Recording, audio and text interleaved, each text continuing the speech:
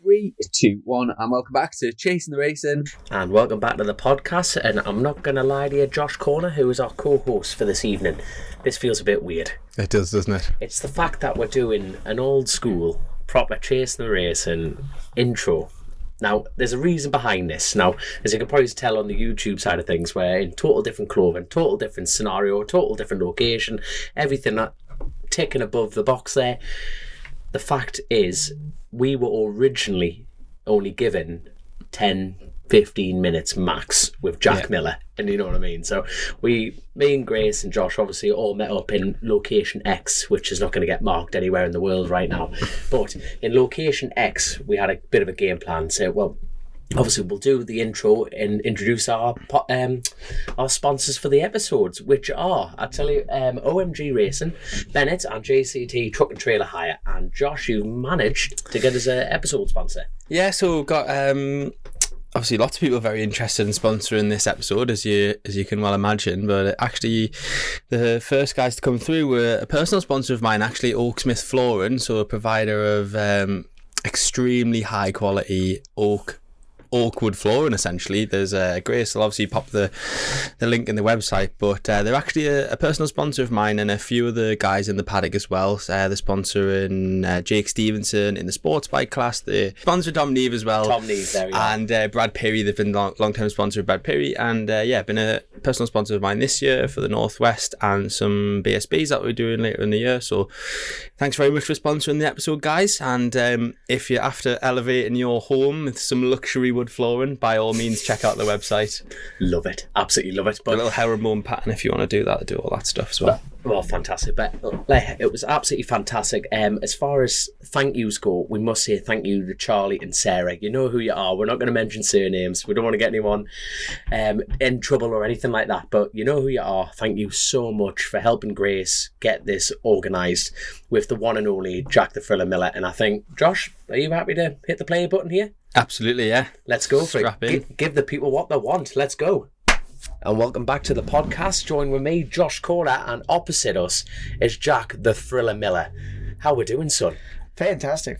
I mean, a little bit of drizzle on the way over here, but apart from that, beautiful day here in sunny England. It's good to be back. To be honest, I think that's coming from me and you. We're sweating, we're nuts off, and we're looking at like Jack Miller's like it's bloody freezing here. I can't believe it. Pass my jacket over. I'm a bit chilly. Half thinking about it, honestly. When it started spitting on me over there, I was thinking, I might have needed me jacket on the way over here. But no, it's good to be here. It's awesome to be back. Obviously after the summer break.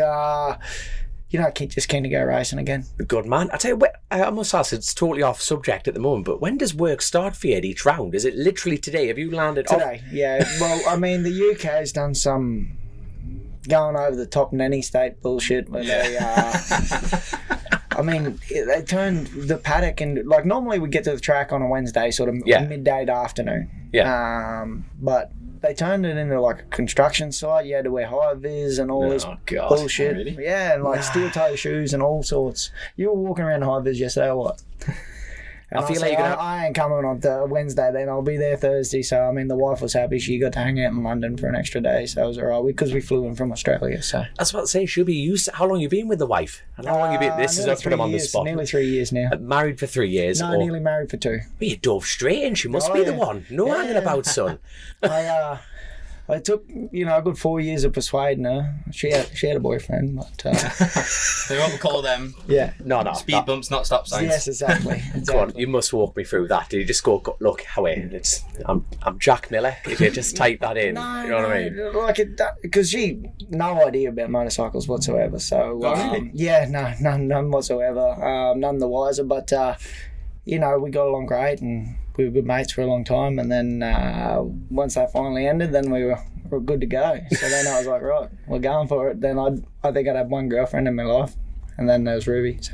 Fair play, mate. But I'm moving out of Australia, obviously, at what? I think I left. Well, I left at 15 and was on my own from like 16 and a half. Right. So in Europe, mum and dad came originally, and then dad went back for work. Yeah. And so we live on a farm, and dad and the boys got pissed one night. It was in Mazzano, actually, in 2012, and Dad and the boys got pissed one night after the session or whatever, obviously because racing's on very late over there. And then they went out driving in their buggy, and Dad flipped the buggy and basically nearly died. And Mum woke me up in the middle of the night. It was Friday night in Misano, and said, "I got to go home. Your dad's in ICU, and probably the doctor said he's not going to make it through the night. What are you going to do?" And I'm like, "Oh, I'll hang out here. I'm going to keep trying to race." It's safe to say it wasn't a good weekend for me. No. So then once she went back, I was pretty much on my own then. Bloody hell. Yeah, been away for a long time. And where did you first go to, championship-wise? Was it a Spanish championship or IDM? Or Yeah, Spanish and IDM. So we flew actually into the UK and bought a camper here and a car. And then we built a trailer in Australia. My dad built a trailer in Australia, much like this, to fit inside a shipping container. Oh, right, okay. And we basically packed up all our bikes and shit from Australia and put them in a shipping container and got them out on the Thursday night before the first round of Spanish Championship. As you can imagine, Spanish customs is not ideal. You're paying him. We're coming from Australia, and this was all new. So, we were trying to learn on the fly. None of us spoke a word of Spanish. So it was all new. Because you came from a heavy motocross background. Yeah. What was the decision? Bollocks, we're going straight into Spaniard. That's the top table. I did obviously motocross and dirt track my whole junior career, and then got to a point. Somebody said Noel Smith, actually a friend of ours, his kids raced. They did some wildcards and stuff like that. And he actually said, "We got a bike for sale, come and give this road racing thing a go." So that was in 2009. And then my first race was straight into the ASBK, which is the top tier in Australia on GP bikes. So I went and had a crack, and I was like, "It's all right, I like this." And then I raced throughout the whole year, and I was sort of winning races at the end of the year. And we're like, well, we can hang around here. And we left our van in Brisbane. So I live in Townsville. And we left our van in Brisbane and flew to Brisbane every time and drove from there to the races and flew home from Brisbane once we got back. And the van still did 60,000 K in 1 year, and I think I did just short of 3,000 K on the bike riding. And you do more than that nearly in 3 days test in Jerez. So Jesus. And what age were you at this point? 14. 14. They just changed the rules as well. That was the thing. They moved the rules so I could race everywhere bar New South Wales and Australia that year. So it was a weird one, and I enjoyed it. And we're Mum and Dad were we're spending all this money racing in Australia, literally flying, every time, and then taking the van, diesel, etc., etc. So we may as well, go and be a small fish in a very big pond rather than a big fish in a very small pond. I actually remember when you were doing the IDM Championship, and we were riding 125s in BSB at the time, and some of the guys did a wild card, and I remember them coming back. We were at Brands, and they were telling this story. We were like, it was weird. All the lads rode very different out there. He goes, I was flat out on the curb, and he says, this fucking bloke come past me on the outside.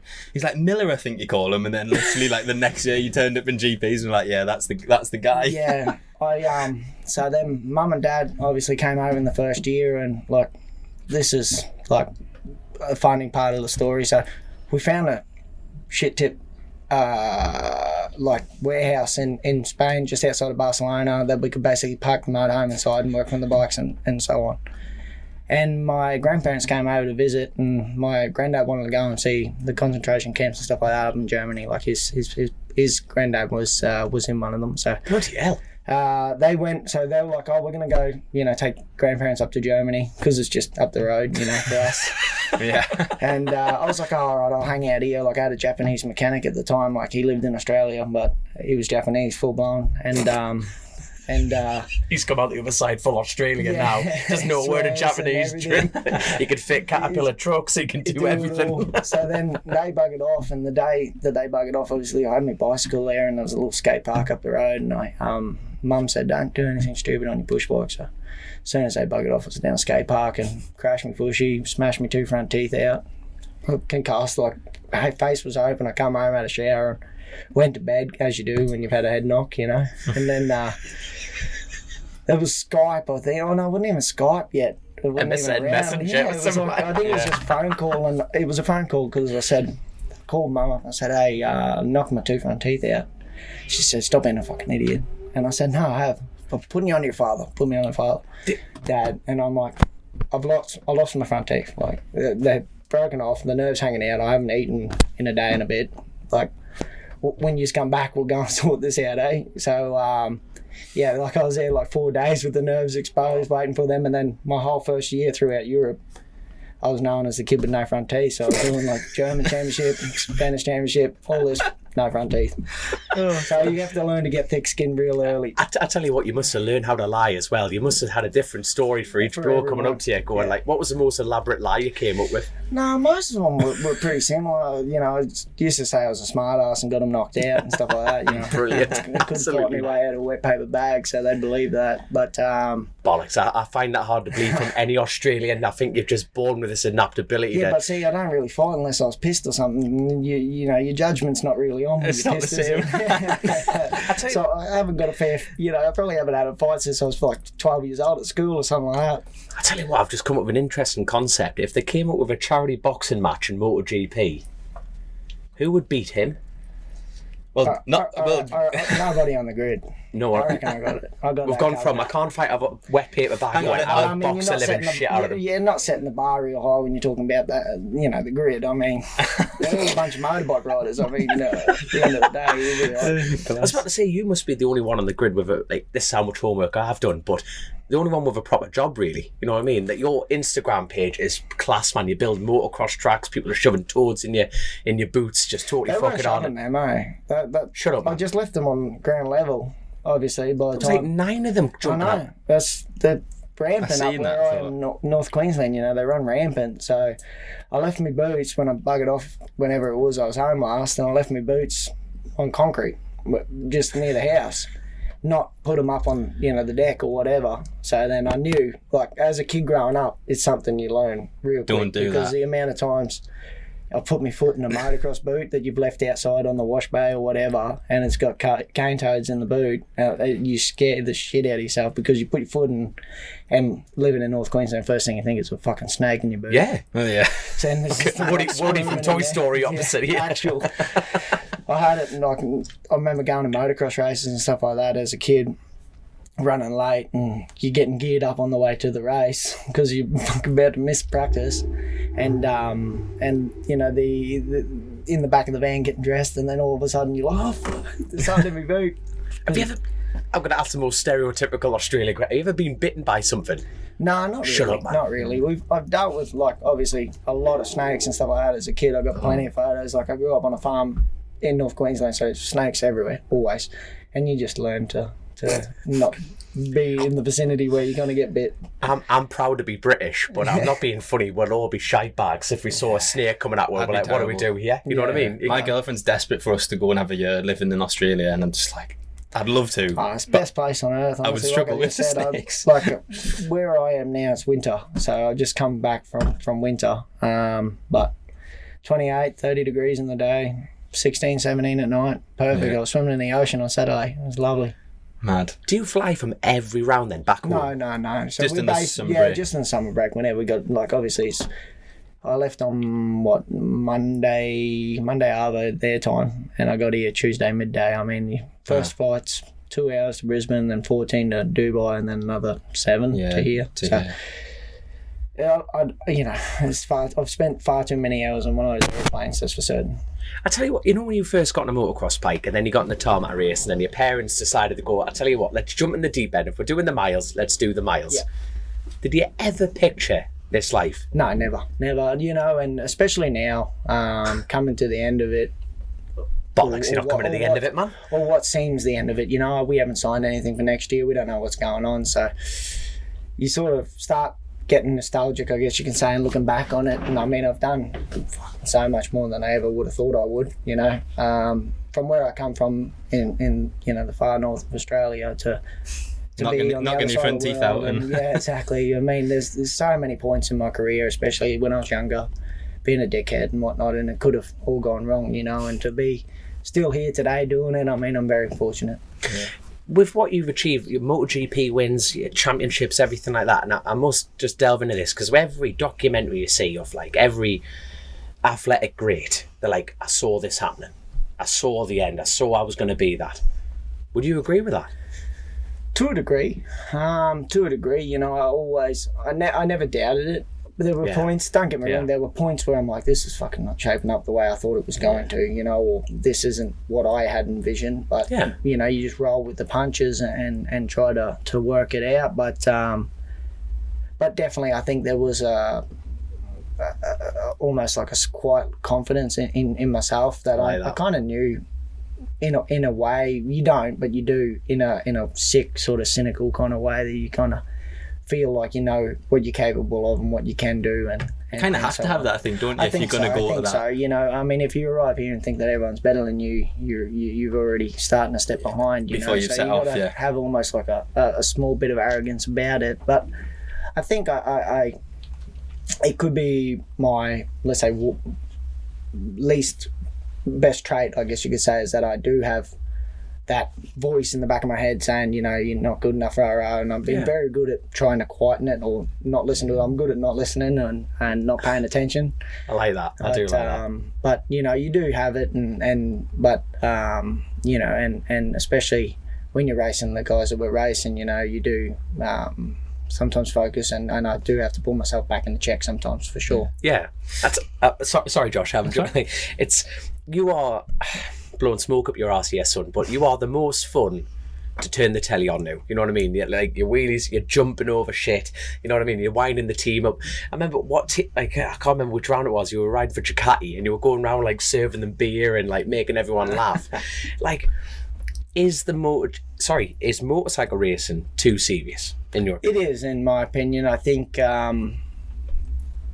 you know, especially coming to the end of it, I feel like I am one of the last of that old school style. You know, there's always been, whether it be having fun or having a balance. I think it's about having balance, you know. And you know, I had my wild years when I was younger, and you know, you learn tricks and so on, like you say, opening a beer with teeth and stuff like that. You know, we've all been there. We're all kids, and we've all grown up. But I think, you know, and that was one thing I struggled with, especially when I first went to MotoGP, was working out the balance, like what it was.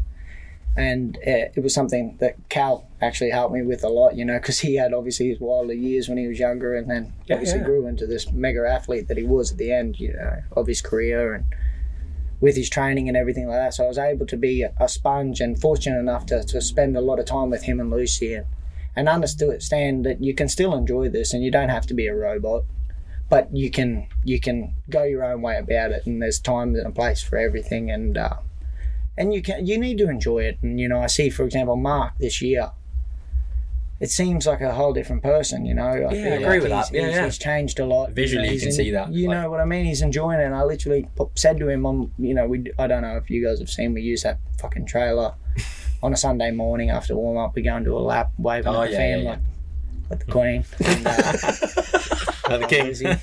Poor old Lizzie. Yeah, Lizzie's gone, mate. But actually using, you know, the old wave. But and I seen him, and he was sort of bigging up the crowd and all that. And I'm like, I said, you changed, eh? And I said, you're enjoying it more, aren't you? And he said, yeah, so much better. Is that because he's on essentially a privateer satellite team? I think he's just worked out, like he's had the best of both worlds, I guess you can say, where he's had like the mega highs that he's had, you know, unobtainable highs, and then obviously some pretty unobtainable lows as well with you know, the arm and so on, and probably thought that he'd lost it all. So I think he's definitely found a way to balance it and enjoy it, because it's not all shitty, this job. It's actually like, and that's what I see a lot of people that when they do retire, they're like, fuck, you know, that was actually so cool. Yeah, you probably don't realise it until you're so tunnel visioned in on what you're doing and the stress of it, and not focusing on the cool things around it. Because you sorry, go. I just before I wanted to touch on the fact that you're probably, actually, you must be the only guy on the grid that made the move from Moto3 straight to GP. Yes. Yeah, Darren did it. Binder did it for the 1 year that he got, and I think he did a fantastic job, you know, but I'm the only one that's, you know, stuck it out, been lucky enough to stick it out. I was fortunate enough that I had a decent manager at the time that got me a 3-year contract straight out of Moto3, so that helped me, you know, to get my feet wet and understand. And it wasn't easy coming in, you know, it was the time of those open Hondas and that CRT or whatever the open class, I think it was called at the time, and the bike was a piece of shit. Like, I mean, it was terrible. You were on the Morelli, We were on the Morelli software well before the Hondas or anyone was. It was at the time when everybody had their own electronics, and we had no pneumatic valves, no seamless box, no electronics. Essentially, they were so bit of basic. a glorified superbike type of thing. It's basic. Remember that RCV? The road bike, the road bike. So it was that bike. It was essentially that chassis and everything. That's mad, isn't and it? like Nicky, myself, Eugene had it, Abraham, and I was top Honda in the first year. With those guys on the same bike, Eugene with a vast experience of Superbike, and Nicky, obviously MotoGP world champion at the time, and even Abraham had a lot of experience as well, and Oyama as well. But I'd started in 2009, was my first time on a road bike, and I rode a 125 and a Moto 3, and then I hopped straight on that thing. It was well before the days now, Moto 3 kids are riding R1s. Did it take a bit of pressure off, do you think? Ooh. I would say no. I don't know. For me, again, coming back to that quiet cockiness, I guess. I didn't need it. Yeah. No, but I as soon as I started winning races, like I've been in Moto 3 for 2 years, 3 years, and then I came in, as soon as I got a decent bike, like I had the underpowered Honda the year before, and I was there pushing for podiums, and as soon as I got on the KTM, I won the first 2 races, and I was like, I'm a legend, essentially. That's how you feel. God, of course you bloody would. And there was a lot of talks going around at the time of who I was going to sign for in the next year. And I remember Javier Alonso is his name, from Dorna. He's no longer there, but he came up to me and he's like, we're hearing rumours of you talking to this team, that team. We just want to make sure you're on the right sort of path and where you're going for teams and so on. We want you to have the best support.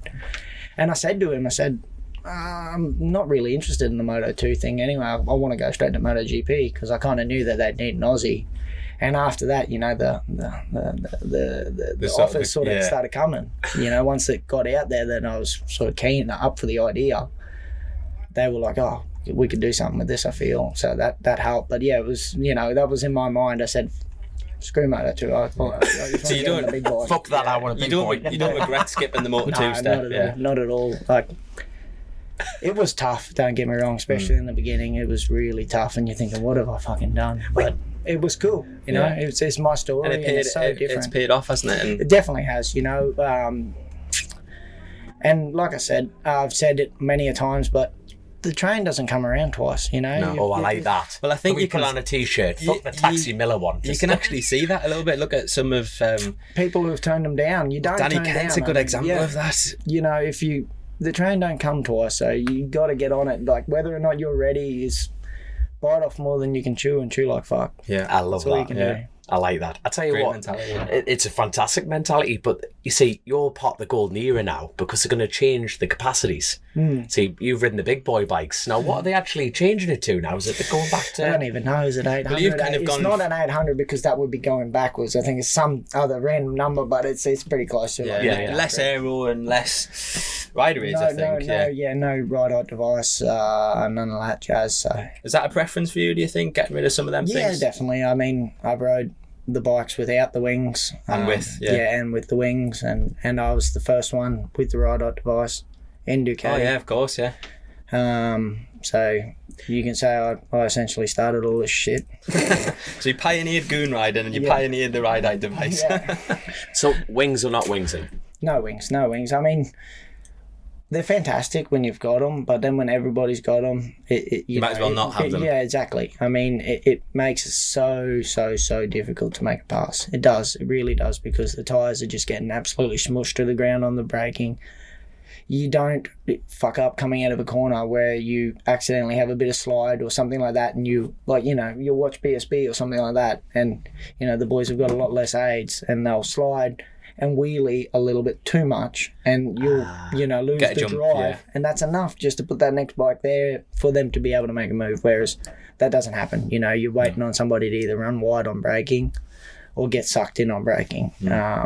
It's very rare that you can really set up a move and be like, unless you've got a good second and a half or second at least on a lap to pass them and close. It's tough. It is really tough. And you've talked a bit about you well, you've sort of alluded to the fact it might be the end of your Grand Prix career or coming to that point maybe. If that is the case, which we really hope it isn't, would you consider a move to World Superbikes, do you think? Is it something Definitely. you're interested in?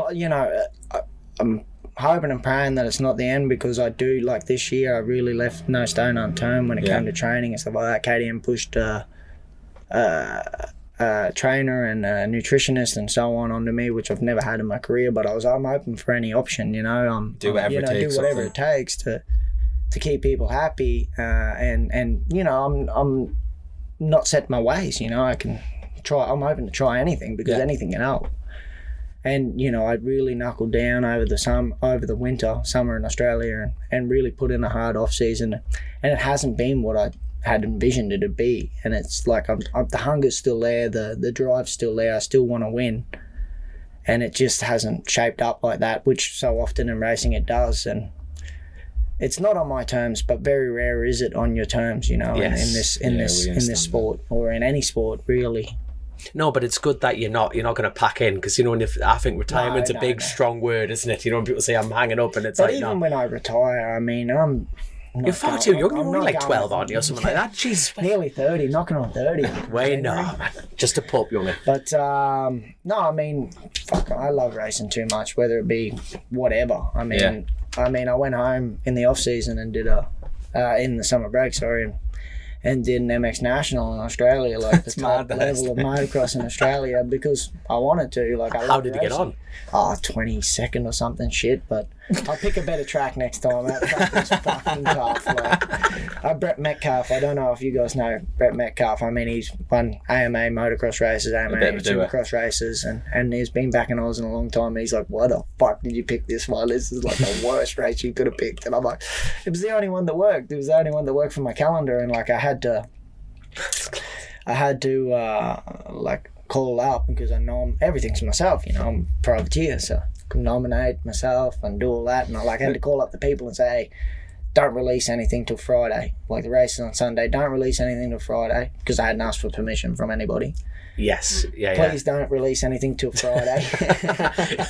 We're getting strong in the corner. Then I can say I left my phone off and not answer it until Monday. That's mint. If you did decide, if you didn't go down, World Superbikes, be anything, you'd went, I'm just going to go do my own thing. That must be quite exciting in its own. It is cool, definitely. No, and I mean, I want to have the option to do it like I did with Ducati, with the ASBK rounds and stuff like that. Caterpillar yellow, honestly, just talking about that. It was so cool, that was class. I love racing, and yes, I love winning and I love being competitive, but I also like the whole gist of making the bike look cool, something that I want to look at, as a rider. I guess you guys understand this well. Like, you look at something and you can envision it in your head a little bit, and that makes me, I love that sort of shit, and organising it and getting everybody down there, because it's all essentially all that shit's done with my mates. So hey, can you get time off work? Yeah, all right, we'll fucking work this out, and you take the van or I'll take the car or whatever. We'll sort it out, and we do that. So that's really cool, and I love to have that freedom to be able to do that sort of stuff, and also even the motocross thing was something so different. But I've done ASBK, Superbike, MotoGP, I've done a Finnish championship, ice racing. I remember that, yeah. So, I've done a lot of different racing, and I'd love to sort of tick off a few more boxes of big races that I've done on two wheels, essentially. This is good. That was literally what I was going to lead into. The thing is, you're at the top, MotoGP, and a lot of people would say you just can't go any higher, but what's on Jack Miller's bucket list? There's still some other races. I mean, we've got a quite a famous desert race in Australia called the Fink. It's 200k out to Fink from Alice Springs, and then it's 200k back next day, 230 or something. Right. The next day back is pretty much essentially whoops at 200k an hour on a 500 EXC or 450. What about our sponsor, main sponsor for this show is OMG Racing. They've just entered James Hillier from the TT in the Dakar.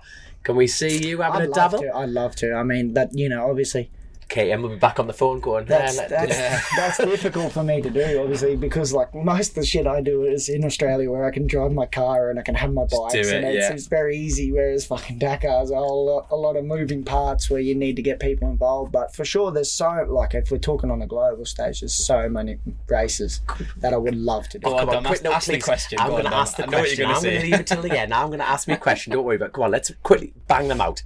As quick as many as you can. What do you mean, like Dakar? You do Dakar. Dakar for sure. I think I'd still love to try and qualify for an outdoor in America. Right. I would love to do that. Fantastic. I've still got this thing where I'd like to try Supercross. Yes. I literally built a Supercross track. I had the guy Josh Proctor from Pro Tracks in Australia, like probably in 2018, come to my house, and they were doing that OzX Open at the time, which was quite big. So he come and built me the OzX Open track at my house, like before he'd even built it there. So he was stoked on it because he got to like run through basically the dimensions, and then he built it at home, and I had everything pretty much sorted except for the whoops, which was really hard. And I was also on motocross suspension, and anybody who knows anything about Supercross, it's fucking, I was on the bottom everywhere. It was ridiculous. Like, I was lucky I didn't kill myself, but it was really cool. So I'd love to wobble around, at least, not to say that I'd even qualify for a night show or anything. I'd just love to try it. Tick the box, right, so what else? Come on, we've got the Dakar, the Supercross. This is all 100% achievable in his world, by the way. Mine's the Kiss Liz Hurley, have you ever heard of it? I always thought TT was on my list, but no. Fuck off. Don't. That was my question. No chance. What do you mean not chance? Why not? Tell me why. I went there and watched those fucking guys. I do it. I went there and watched them, and I said, you know what? I used to think I was a big dog. I'm fucking small compared to that. Like, I watched Cal lived in Ramsey. Yeah. And, you know, I spent a bit of time with Cal, and we went and watched everywhere all over the Isle of Man.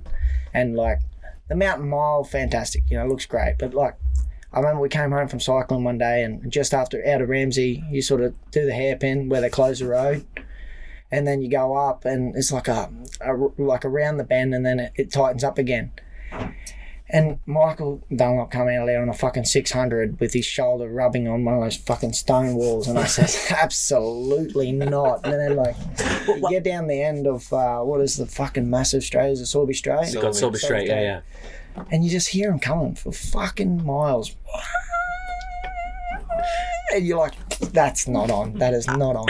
I must ask, but why not? Like, you know how you just, like, you initially said, I would love to do it. What's stopping you? Like, no, I mean... Just because I can control myself a little bit, but not enough. And I'm used to, like, I fucking run off tracks too much. Like, as you said, there's a guy fucking said that I passed him on the outside of the curb. Like, that was... On the grass. Green limits were basically invented for me because I used to fucking not use them, you know? So breaking points and stuff like that, I feel like especially because the track's so big and that, I couldn't trust myself, honestly. Really? I could not trust myself. I would get carried away and fuck it up too much. Not even just to tick it up. Like, is that? Have you had a career lap or something? I get carried away. I go there with the whole mentality, I'm going to take it easy, and I reckon I get carried away, and it's just not. That's, to me, is like hitting a house or a tree or something like that. Is like, that's taking it out of my control. Then, like, I feel like if I go a bit of run-up area or whatever, I can fucking ride it through the gravel or whatever, but I can't ride it through a house. You can't burn it up a curb and onto the exactly. Path, I mean, what was it, Brooksy this year? There's a video of Brooksy riding over the fucking curb and missing the bus stop by about a millimetre. Mate, didn't mind. If you watch that footage, right, he hesitated, rolled the throttle, and then he put it back on. If you look at that, he went, oh, there's a curb, fuck it. And he just cracked it back on, rode it, and rode it off. But what a boy, man. I remember, what a boy. like, when I did Suzuka years ago, which was also one of my bucket list races, and I begged Honda to do it, and they finally give it to me last year. And I'd had a night stint, and Brooksy was on the Yosh Suzuki at the time. It would have been, yeah. And he was on night stint too, and this was in the race, and I fucking felt like I was moving, you know, and you can't see anything at night. Yeah. It's, you know, when you're on the gas, the headlight's in the air, and when you're on the brakes, it's fucking at your front wheel. You can't see anything. You're sort of riding a braille. And I was ripping, you know, and you feel like you're ripping there because there's like fucking 80 bikes on the track, and you're like passing about fucking 30 people a lap. It's not even a joke, especially at night. And Brooksy come past me, and I thought, holy dually. He is ripping in this, like, you can't see where you're going. Like, and I just, all right, well, I'll follow him. If I follow him, I should be right. So I just tagged on behind him for the whole rest of the race. I was like, I just stay here. Awesome. Oh, class. So, TD's, what about a parade lap, please, mate? I'd love to do a parade. Right, that's good. I'd love to do a parade. Gary Thompson, if you're listening, Mr. Miller wants to do a parade lap. I'd love to go back. You know, it was a really, really cool experience just to watch. And I think especially if you could pull up at, you know, one of those beautiful pubs and sit there. If you're going to break down, you need to find one with just watch motorcycles. You know, I mean, at the end of the day, like, those boys are, you boys are fucking lunatics. I mean, no chance. But I love it. You know, I love that. I have a whole respect for any sort of motorsport, especially because you're gnarly. If you get out there having a crack, you're gnarly enough to suck up the balls to go and give it a go, right? Yeah, definitely. Damn right. What about off bikes, off motorsport? Anything on the bucket list? Not really. Nothing like parachuting, nothing like that. I've done all You've that. done the lot. Like, yeah, I've been parachuting. Like, I was very fortunate. Years ago, they said Red Bull took us in Argentina, of all places. I thought, I'm not going parachuting in Argentina. But that was actually this really, really professional, like, really professional setup where they do like all this Red Bull training. I'm like, oh, this is actually all right, you know. I trust these guys. So I went up and we did it, and it was unreal. It was really cool. But swum with sharks, I've done all that shit. Yeah, I mean, that is class. But you go swimming at the reef at home with sharks every fucking time. You got to get your fish and pull it out of the water after you shoot it because fucking things will come and attack you. Fucking brilliant, man. Swimming along with a fish out of the water like this. I love how casual you just say that. You got to swim with sharks all the time. Just like it's nothing. Got to roll with it. I tell you what, I must ask, right? We started off briefly talking about the family. Obviously, you've got how many kids you got? Just the one. Just the one. Just the one. It should be 11 months and like a week. That is crazy. That is absolutely crazy. And I must ask, what's your wife thought of it all? She, like I said at the beginning of the program, you know, she don't really know all that much about motorcycles in general or any sort of idea. Like, taking it back to like when I did the national race the other day, like it was a track I'd never fucking been to. So first of all, when we drove in there, I had no idea the elevation of it, and the thing was like that up and down these hills, and I was sort of spun out, and as we drove in together, she's like, "What is this?" Like, it's not what it's like. This is not what you promised me. She's used to like my track at home, and where I am, you know, it's dead flat, and like you've got these nice jumps, and everything looks beautiful, and you're like, "What is this? These cliffs," you know? And then that was all well and good. So after she sort of got her bearings, it was all good. And then MX2 race was up first, and like where our setup was, it was like right at the entry to turn 1 from the start gate. So she's never seen that side of it, you know, fucking 40 bikes going into one corner. And she's like sort of joking with me, oh, you know, I might film, like she was being serious, but I might film you from here on the, you know, when you do the race. And I watched her face. I literally thought this will be good. And I watched her face as the fucking MX2 boys took off, and she turns to me and goes, how did they not crash? What is this? You need to be careful, because obviously I had everyone calling me after that. You know, after the news had come out, the phone's ringing, and it's like sat in a toolbox drawer. That is like the thing that makes me laugh. It's like you've got a 340 brake horsepower KTM, but everyone's stagnant at being professional. I'm totally fine with this, but a bunch of like 60 brake horsepower 450s. No, so it would be 250s. No, 450. Well, that was 250s. Yeah, 250s. Yeah, like the it's just raw, isn't it? It's totally different. But it's totally different, and that's what she's like. I can't believe they all made it through. That was like after she sort of calmed down, she's like spun out, and I'm like, yeah, it's that's just how it goes. Like it's that's why I love it. Like I love watching it. I love watching all kinds of motocross. That's another one that's on the list. It should be up shortly, that VDMX. Right. That's in the UK here. I watched that event last year, and a buddy of mine raced it last year and is doing it again this year, and it's just something that's super, super cool for me. All those little niche little events that are, you know, on the list for sure. Speaking of lists, who's your hero? Like, who do you want to meet in this sport? Outside of the sport. Probably met them, I suppose. Fortunate. I mean, for me, the biggest hero, like the biggest, is fangirl JMB, John Michelle Bale. Oh wow! You know, because like he did what he did in motocross, and then said, "Fuck it, I'm going to race road bikes," and actually did really well at it. You know, won a Grand Prix and so on. It was something really mega. I was like, you know, that for me was the coolest thing. Yeah, that's awesome. I never thought, to be honest, I wouldn't have thought. I wouldn't have thought of him, yeah. You know what I mean? It's like not really, unless you're a diehard fan, you don't really know the whole story behind it, which is so cool, and like how big he actually was in America and Europe, obviously, with the motocross, and then was like, okay, I'm going to go race road bikes. That was so cool. So I hope he's listening. KMB, you're my hero. Big shout out. But I tell you what, I know you're an incredibly busy man, and honestly, I feel like we could just sit here and chat. I want to chat here all night. You know what I mean? Part 2. Yeah, we'd love to have you back for a full episode. You've signed up now. That's official. God love you, by the way. What's your name? Sarah. God love you, Sarah. You know what I mean? I tell you what, how hard's you to work with then? No, he's one of the easier ones, to be fair. He's just always a little bit late. Always a little bit late. Nice. Faster late. Because I don't read my messages, right. So then it's in the toolbox drawer, that's why. Yeah. Schedule, but I don't think he checks it ever. I don't. Absolutely fantastic. Well, we're actually planning on doing a bit of an Andorra trip in the in the winter. I'm going to Australia now. I want to bullfrogs. I won't be there. Not in the winter. Yeah, be there in the winter. We're going to try and do that, aren't we? So we'll have to maybe get out to one of the European Grand Prix or something and try and capture you there as well. That'd be great. 100%. But like I say, you're incredibly busy. But thank you so much for taking the time to come over. Pleasure. You know what I mean? Pleasure. Like, thanks for having me. I'm not just saying that. Like, this is like we lost Chrissy a couple of years ago. And the fact that you're sitting here, it's an unreal setup and. Not continue on, boys. Keep it going. No, thank you. That's what we need, more of this shit in the sport. Well, no, thank you very much, man. But more importantly, good luck for. Hold on, what day is it? Thursday. It's Thursday, yeah. So the next 3 days is going to be absolutely nuts. And good luck, enjoy skids and wheelies, and just do more goon stuff. You know what I mean? Keep the sport fun. Try to. You know what I mean? Right, big rolling burnout the whole lap. You know what I mean? Yeah, I've seen like Bayless at World Ducati Week. I've seen him come off doing one of them, and that sort of scared me straight up. But yeah, he was doing a big roller one, and he just got carried away and fucking launched them. Quick. Go for it. Go. So, I used to do the rolling burnouts and all that jazz, and I remember I've sort of calmed it down again coming back to when I was wilder. Like that first year of MotoGP, I think it was like my third race, Argentina.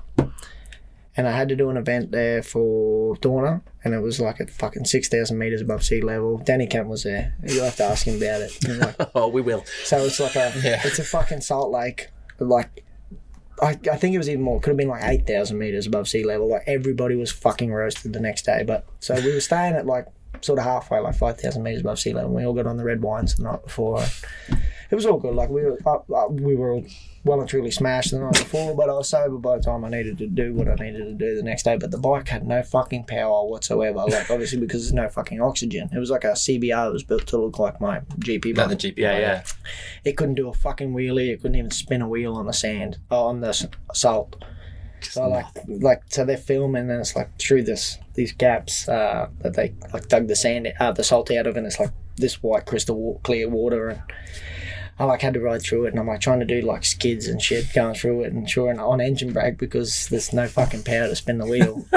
So I'm like getting all the speed up, and then like trying to do like you did as a kid, you know, locking the rear brake up, and sure enough, it fucking come around the cartwheel, and the bike went. It was the first time I ever smashed wheels out of a bike. So that's sort of shit sort of scared me from the old burnouts and all that jazz, because it can go bad really How did that conversation go down? It was not good. I can tell you, that was nearly game over for me. Oh, really? Oh, yeah. Really? Oh, yeah. It was especially because the night before. Yeah. Misbehaved and let a fire extinguisher off and done all the stupid things that you do when you're 17, 18 years old. But like, you know the transition between it was obviously Jackass, the levers looked mint, you know what I mean? Especially Ducati, it looked like, you know what I mean? You can't get any better than that. And it went to Thriller. Are you gutted you lost the other nickname? No. Come on, a little party, you must have, come on. Not really, because I had that fun and I did all those stupid fucking things and I made it through to the other side, so I'm cool to be on the other side, and you know, I learned all my stupid tricks. Happy to look back at them with fond memories. Exactly, I mean, it's just so cool. Like I said, Danny was there and he'd remember it well and truly, because like, remember I fucked my wrist, but I think it was like the best weekend I had that year. I mean, you've got to perform then, haven't you? Oh, the wrist is fine. Yeah, nothing wrong with me. Class. Awesome. All right, boys. Thank you very much. Honestly, thank you so much. I tell you what, one more before you go. If you had your time again, would you do it all again? Oh, fucking no. Every single minute of it. I mean, the good, the bad, and the ugly, for sure. I mean, it's made me who I am today, and I'm pretty happy with the you know, when I look in the mirror and the reflection I get, I'm The good looking son of a bitch, that the bloke with the fake teeth and fucking all these scars. Everyone's got fake teeth now and tits and tat and all that. Don't worry about that stuff. I've got these dodgy ones put in Spain, and I can't even get them changed or nothing. Well, not that I would anyway. There we I need to change them, but class, man, absolutely class. Awesome. But hey, good luck for the weekend. Cheers, boys. Enjoy yourselves. Thanks so much. And we'll catch you later on. See you in a bit. Thanks, mate.